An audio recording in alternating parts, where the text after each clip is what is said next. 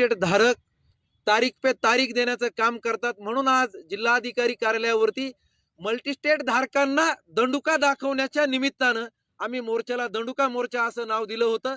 परंतु जिल्हा पोलीस प्रशासनानं ऐनवेळी येऊन आम्हा हजारो मोर्चेकरांना इथं येऊन थांबवलं. मी शासनाला आणि प्रशासनाला आपल्या माध्यमातून सांगू इच्छितो की या बीड जिल्ह्यामध्ये आणि मराठवाड्यामध्ये काल परवा दिवशी आमचे पालकमंत्री, माजी पालकमंत्री, जिल्ह्याचे खासदार, आमदार, लोकप्रतिनिधी यांचे जे काही जिल्ह्यामध्ये आगमन झाल्यानंतर जे मोठमोठे भव्य दिव्य सत्कार झाले, त्याला आचारसंहिता नाही का? त्यांनी आचारसंहितेचा भंग केला नाही का? तिथं काय फक्त 2च लोक होते का हार घेऊन उभा? तिथंही हजारो 1500 लोक उभं होते.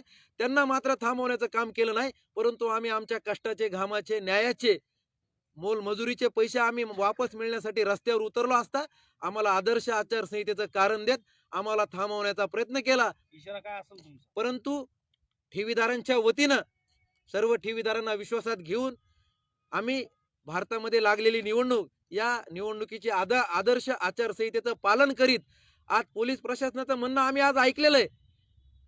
पोलिसांनी परमिशन आम्हाला नाकारली. 149 ची नोटीस मला या ठिकाणी दिलेली. परंतु या नोटीसला आणि माझ्यावरती आज मी तुम्हाला सांगू इच्छितो, माझ्यावरती जरी केसेस झाल्या तरी हा सचिन उबाळे पाठीमागं हटणार नाही. तुमचा शेवटपर्यंत 1 रुपया मिळेपर्यंत तुमच्या खांद्याला खांदा लावून, जोपर्यंत तुमच्यातून मला आवाज येणार नाही की माझा भैया शेवटचा 1 रुपया मिळाला, तेव्हा माझं आंदोलन थांबलेलं असेल.